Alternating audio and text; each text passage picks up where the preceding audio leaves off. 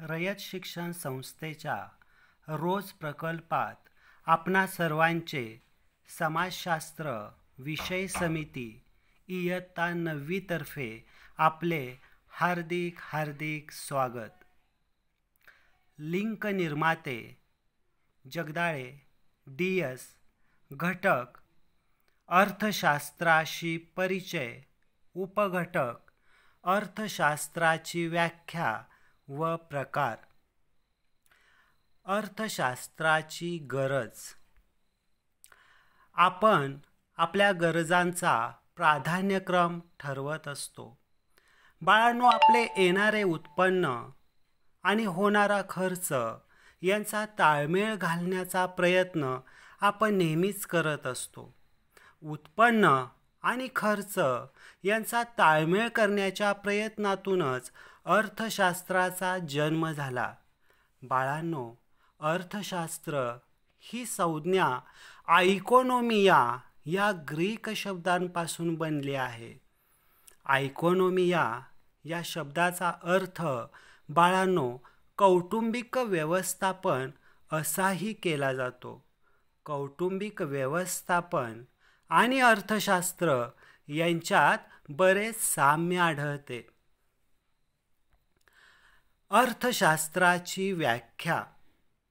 बाळांनो, वेळ, पैसा, श्रम, भूमी व साधने यांचा प्रभावीपणे वापर कसा करावा हे अर्थशास्त्रामुळे समजते।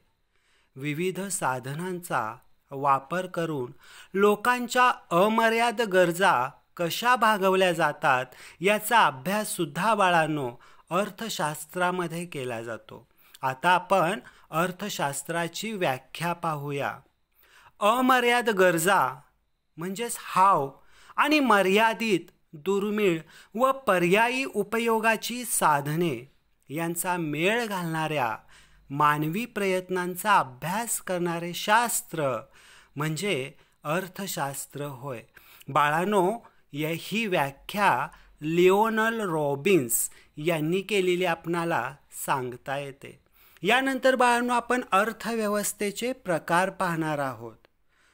कुटुंबाचे जसे आर्थिक व्यवस्थापन असते तसेच बाळांनो प्रत्येक गावाचे, शहराचे, राज्याचे, देशाचे एवढेच नव्हे तर जगाचे देखील आर्थिक व्यवस्थापन केले जाते।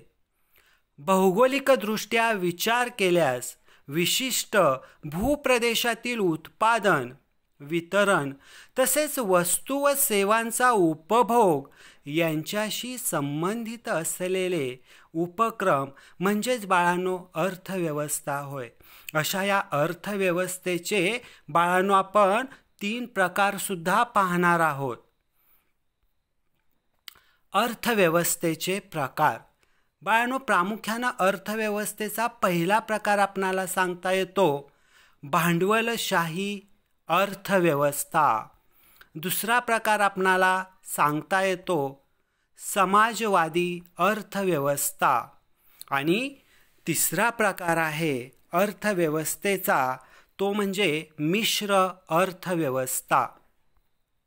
बाळांनो, पहिला प्रकार आपण पाहूयात की भांडवलशाही अर्थव्यवस्था म्हणजे काय। बाळांनो, भांडवलशाही अर्थव्यवस्थेमध्ये उत्पादनाच्या साधनांची मालकी आणि व्यवस्थापन हे प्रामुख्याने खाजगी व्यक्तीकडे असते।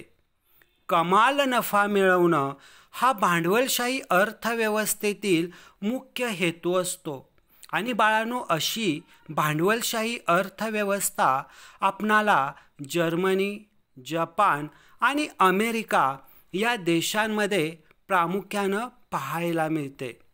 त्यानंतर बाळांनो अर्थव्यवस्थेचा दुसरा प्रकार आपण पाहूया समाजवादी अर्थव्यवस्था।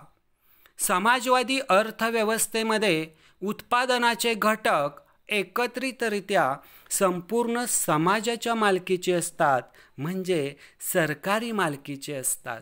बाळांनो, सामाजिक कल्याण साधने हा समाजवादी अर्थव्यवस्थेचा प्रमुख हेतू आपणाला सांगता येतो। आणि अशी ही समाजवादी अर्थव्यवस्था आपणाला रशिया आणि चीन या देशांमध्ये पाहावयास मिळते. त्यानंतर आपण अर्थव्यवस्थेचा शेवटचा टप्पा पाहणार आहोत. बाळांनो, मिश्र अर्थव्यवस्था. बाळांनो, मिश्र अर्थव्यवस्थेमध्ये सार्वजनिक व खाजगी दोन्ही क्षेत्रांचं सहअस्तित्व आपणाला पाहायला मिळतं.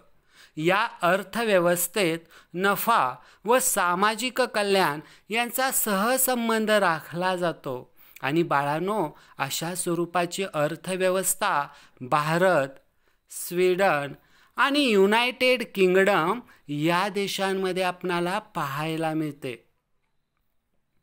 अशा पद्धतीनं आपला हा घटक बाळांनो इथं संपलेला आहे. धन्यवाद.